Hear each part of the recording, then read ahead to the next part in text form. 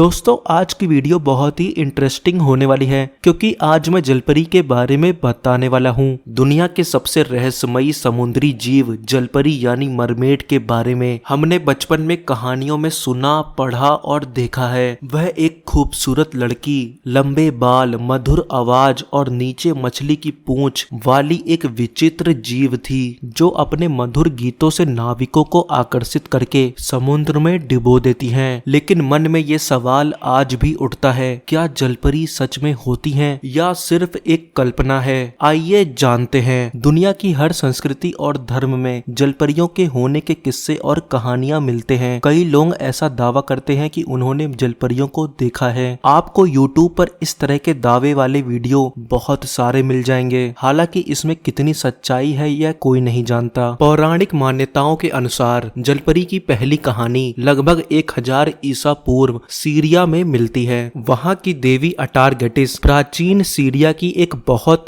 शक्तिशाली देवी मानी जाती हैं। आखिर कैसे वो एक जलपरी बनी, आइए जानते हैं। अटारगेटिस पहले एक पूर्ण देवी थी जो फर्टिलिटी, प्रेम, पानी, समुद्र और जीवन से जुड़ी थी। एक दिन उनको एक मनुष्य जिसका नाम शेफर्ड था, जो चारा चराने वाला युवक होता है, उनसे उनको प्रेम हो जाता है। इस प्रेम के परिणाम स्वरूप एक बेटी का जन्म हुआ। लेकिन देवी को यह अफसोस और शर्मिंदगी हुई कि उन्होंने एक सामान्य मनुष्य से प्रेम किया। इस बात से दुखी होकर उसने एक तालाब में छलांग लगा दी। लेकिन उनकी सुंदरता के कारण देवताओं ने उन्हें पूरी तरह मछली बनने नहीं दिया और इस तरह उनका ऊपरी शरीर इंसान और निचला हिस्सा मछली का रह गया। ठीक वैसा ही जैसा आज हम जलपरी की कल्पना करते हैं। हिंदू पौराणिक कथाओं के अनुसार रामायण के कुछ थाई और कंबोडियन संस्करणों में रावण की बेटी सुवर्णमच्छा का वर्णन किया गया है, जो एक सुनहरी जलपरी थी। जब भगवान राम की वानर सेना लंका तक पहुंचने के लिए समुद्र पर सेतु पुल बना रही थी,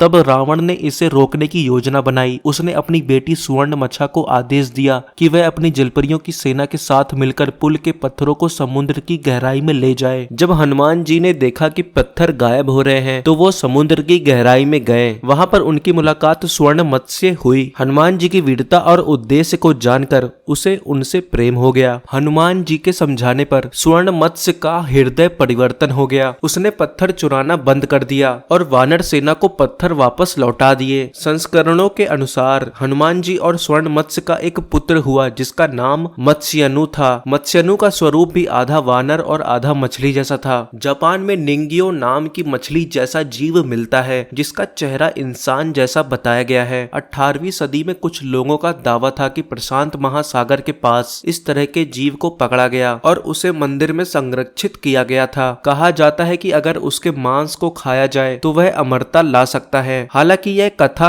वैज्ञानिक रूप से सिद्ध नहीं हुई है। चाइना की लोक कथाओं में जियाओ रेन नाम की जलपरी जैसी प्राणी मिलती है जिसकी आंसू मोतियों में बदलते हैं। इस वजह से लोग इनके आंसुओं के लिए उनको पकड़ने की कोशिश करते हैं। दोस्तों, समुद्र की ज्यादातर गहराइयां आज भी अनजान हैं। वैज्ञानिकों के अनुसार लगभग 80% महासागर अभी तक देखा ही नहीं गया है और वहां नई जीवों की खोज जारी है। तो क्या हम पूरे यकीन से कह सकते हैं कि जलपरी कभी थी ही नहीं, या फिर वो आज भी कहीं समुद्र की गहराइयों में हमसे छुपकर जिंदा है? आपको क्या लगता है? हमें कमेंट करके जरूर बताएं। ऐसी ही इंटरेस्टिंग वीडियोस को देखने के लिए चैनल को सब्सक्राइब करें, लाइक, शेयर, कमेंट जरूर करें।